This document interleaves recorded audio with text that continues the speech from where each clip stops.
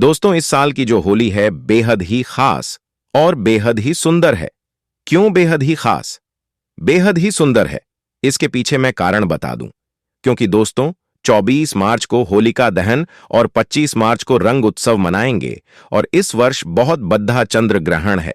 और दोस्तों, जब चंद्र ग्रहण लगता है तो होली का प्रभाव और भी बढ़ जाता है। जो लोग साधक हैं, जैसे कि तंत्र क्रिया जानते हैं, जो लोग जैसे मंत्र सिद्ध करना चाहते हैं, या फिर जो लोग जैसे कि आध्यात्मिक क्षेत्र से जुड़े हैं, उनके लिए चंद्र ग्रहण बहुत ही ज्यादा इस वर्ष शुभ रहेंगे। कैसे शुभ रहेंगे वह हम आपको बताएंगे 2024 में। तो होली के दिन दोस्तों चंद्र ग्रहण है और चंद्र ग्रहण के समय अगर कोई भी क्रिया करते हैं, कोई भी उपाय को अपनाते हैं, या फिर कोई भी जो क्रिया होती है उसे अगर आप अपने जीवन में पालन करते हैं तो आपको जरूर लाभ मिलेंगे। चाहे धन आकर्षित करने के लिए, चाहे कोई भी दौलत शोहरत पाने के लिए, यह होली बहुत ही खास होने वाली है। दोस्तों, हिंदू पंचांग के अनुसार फाल्गुन पूर्णिमा को होलिका दहन और इसके अगले दिन होली मनाई जाती है। इस साल फाल्गुन पूर्णिमा तिथि 24 मार्च को सुबह 9:07 बजे पोरन टावर से शुरू होगी। वहीं इस तिथि का समापन अगले दिन यानी 25 मार्च को दोपहर 12:15 बजे 29 पर होगा। होलिका दहन कब होगा? 24 मार्च को होलिका दहन है। इस दिन होलिका दहन के लिए शुभ मुहूर्त देर रात 11 बजे 1 से लेकर 12:37 बजे तक है। ऐसे में होलिका दहन के लिए आपको कुल 1 घंटा 14 मिनट का समय मिलेगा। कब है होली और रंग कब खेला जाएगा, रंग वाली होली कब खेली जाएगी? देखिए, होलिका के अगले दिन होली मनाई जाती है, इसलिए इस साल 25 मार्च को होली है। इस दिन देश भर में धूमधाम से रंगों वाली होली मनाई जाएगी। लेकिन याद रहे, इस दिन ग्रहण भी पड़ रहा है। दोस्तों, होली पर ग्रहण का साया।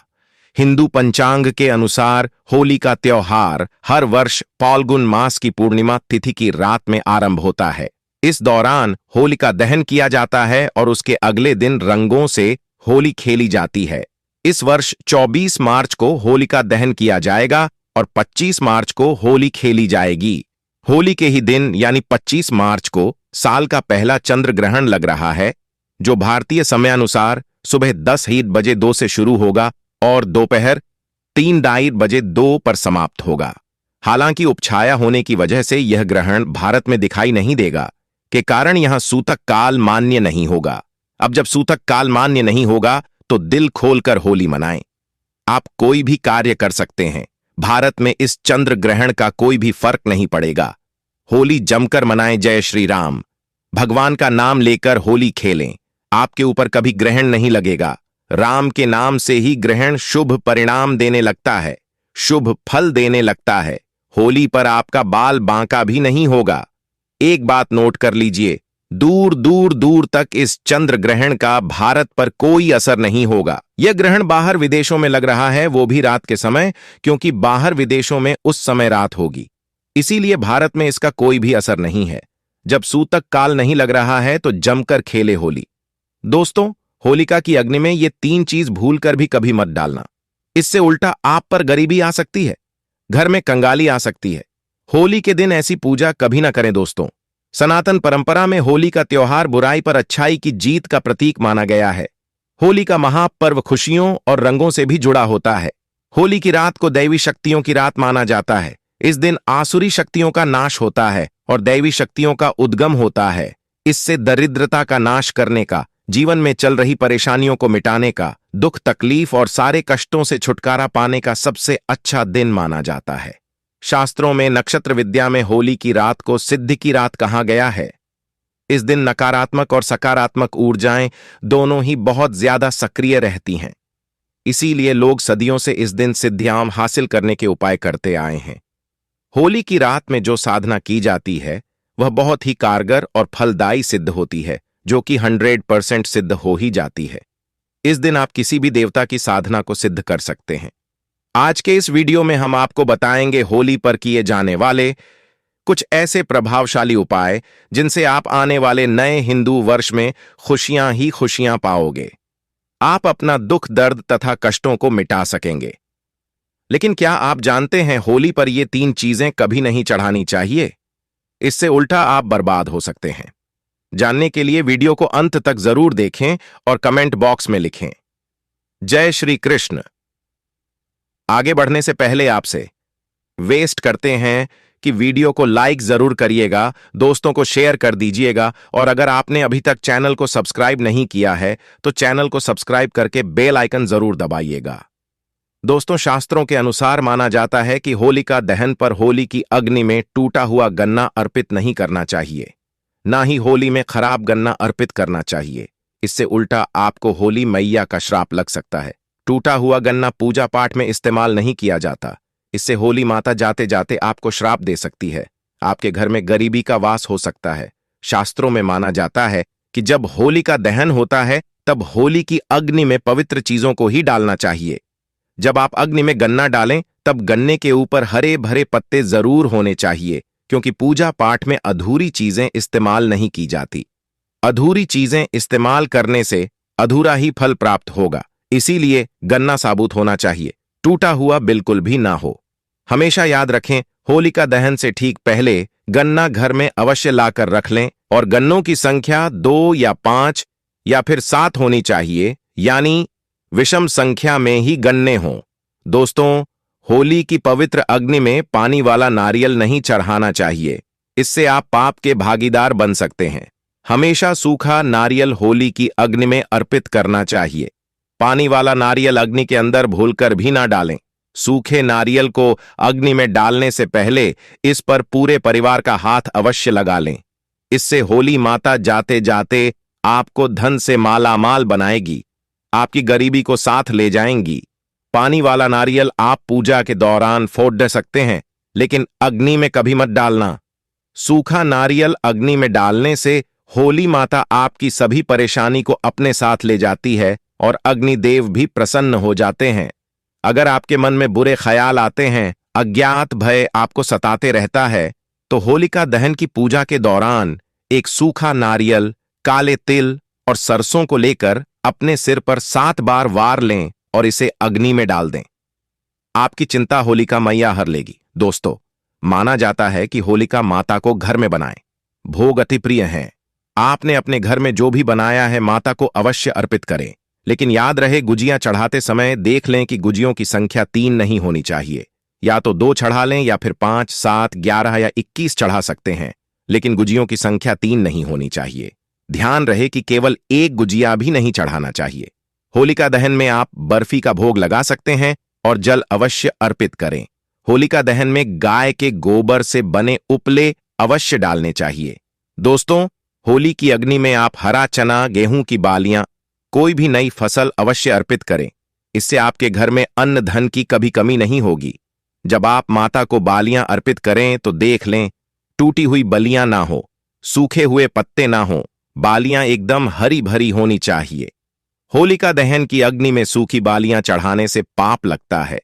दोस्तों, शास्त्रों के अनुसार बताया जाता है कि किसी स्त्री को मासिक धर्म आ जाए तो उसे होलिका दहन की पूजा किसी और से करवा लेनी चाहिए। आप पूजा का वैसे ही पालन करें जैसे आप करते आए हैं, लेकिन मासिक धर्म के दौरान होलिका दहन के पास नहीं जाना चाहिए। आप दूर से होलिका दहन देख सकते हैं और आप किसी और से पूजा पाठ करवा सकते हैं। इससे भी आपको फल की प्राप्ति अवश्य होगी। दोस्तों, होलिका की अग्नि में चावल के बने पापड़ और कच्चे चावल अवश्य अर्पित करने चाहिए।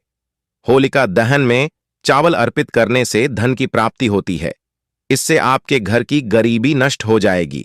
कचरी, पापड़ आदि होलिका दहन में अवश्य अर्पित करना चाहिए। इसे होलिका दहन से पहले झूठा नहीं करना चाहिए। जो आपने कचरी, पापड़ आदि बनाए हैं उन्हें होलिका की अग्नि में अवश्य अर्पित करना चाहिए। इससे आपके घर में धन की कभी कमी नहीं होगी। दोस्तों, माना जाता है कि होलिका दहन से पहले होली की अग्नि में बगैर अर्पित किए गुंजियां नहीं खाना चाहिए। जब आप माता को इनका भोग लगा दें तभी आप उनका सेवन कर सकते हैं और अपने परिवार में सभी सदस्य एक दूसरे को गुजिया अवश्य खिलाएं। इससे आपसी प्यार मजबूत हो जाता है। माता को भोग लगाने से पहले गुजिया झूठी न करें। जब आप पूजा वगैरह कर लें तब उसके बाद आप गुजिया खा सकते हैं। हमेशा याद रखें, माता को गुजिया का भोग लगाने के बाद कन्याओं को गुजिया अवश्य खिलाना चाहिए और दक्षिणा भी देनी चाहिए। इससे नव दुर्गा तथा माता रानी का आशीर्वाद प्राप्त होता है। दोस्तों, इस दिन गाय को भोग अवश्य लगाना चाहिए। इस दिन आप गाय को गुजिया वगैरह अवश्य खिलाएं। गाय को मीठा भोग खिलाने से कई जन्मों तक पीढ़ी दर पीढ़ी राज करती है। इससे सभी देवी देवताओं को भोग लग जाता है। इस दिन आप कुछ करें या न करें, लेकिन गौ माता को गुजिया का भोग अवश्य लगा दें। इससे होली मैया का आशीर्वाद सदैव आप पर बना रहेगा। दोस्तों, चाहे कुछ भी हो जाए, होलिका दहन के बाद उसके अगले दिन होली की राख को आप घर में जरूर लेकर आना और पूरे परिवार के मस्तक पर उसे लगाना। इस राख को आप काले कपड़े में बांधकर हमेशा घर में संभाल कर रखें और छोटे बच्चों के मस्तक पर इसे तब लगाएं जब उन्हें नजर दोष लग जाए। इससे नजर दोष, बुरा साया आपके बच्चे के आसपास भी नहीं भटकेगा। होलिका दहन की राख को आप काले कपड़े में बांधकर दुकान के गल्ले में या फिर लॉकर में रख सकते हैं। इससे धन में बढ़ोतरी होती है। इससे आपके धन को किसी की बुरी नजर नहीं लगती। होली की राख से आप काफी कुछ कर सकते हैं, जिससे आपके घर में धन दौलत, सुख समृद्धि की प्राप्ति तथा नकारात्मक ऊर्जा नष्ट की जा सकती है।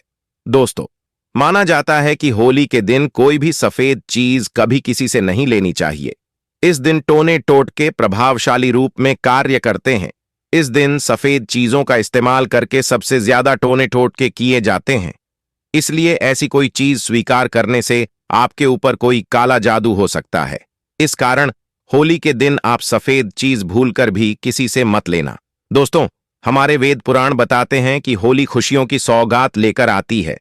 प्यार का प्रतीक मानी गई है होली। ऐसे में इस दिन मांस मदिरा का सेवन नहीं करना चाहिए।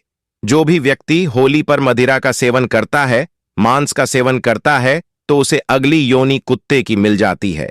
ऐसा मनुष्य पीढ़ी दर पीढ़ी नरक की यातनाएं भोगता है। शास्त्रों में वर्णित है कि भगवान कृष्ण को होली का पर्व अति प्रिय है। इसीलिए इस दिन कोई भी ऐसा कार्य नहीं करना चाहिए जिससे भगवान कृष्ण क्रोधित हो जाएं। होली पर गाली नहीं देनी चाहिए, स्त्री का अपमान नहीं करना चाहिए, सुबह जल्दी बिस्तर छोड़ इच देना चाहिए। होली के दिन ज्यादा सोना नहीं चाहिए। होली के दिन पवित्र पर्व पर सहवास नहीं करना चाहिए। इस दिन स्त्री से दूर रहें। पुराणों में उद्धृत है कि इस दिन हर किसी को होली अवश्य खेलनी चाहिए। होली का रंग कई प्रकार की नकारात्मकता को अपने आप नष्ट कर देता है। इसीलिए जो मनुष्य सच्चे दिल से होली खेलता है, उसके ऊपर होली मैया का आशीर्वाद सदैव बना रहता है। होली एक पवित्र त्योहार है। इसे पवित्र करने वाला व्यक्ति सदियों तक कृष्ण भगवान के श्राप का भागी बना रहता है। इसीलिए होली का पर्व सच्चे दिल से तथा सच्ची श्रद्धा के साथ ही मनाना चाहिए। दोस्तों, सच्चे दिल से कमेंट बॉक्स में लिखें जय श्री कृष्ण। भगवान कृष्ण के लिए एक लाइक तो बनता है। होली की आप सभी को हार्दिक शुभकामनाएं। दोस्तों, अगर आपको यह जानकारी पसंद आया है तो वीडियो को लाइक करिएगा, दोस्तों को शेयर जरूर करिएगा और चैनल को सब्सक्राइब करके बेल आइकन जरूर दबाइएगा।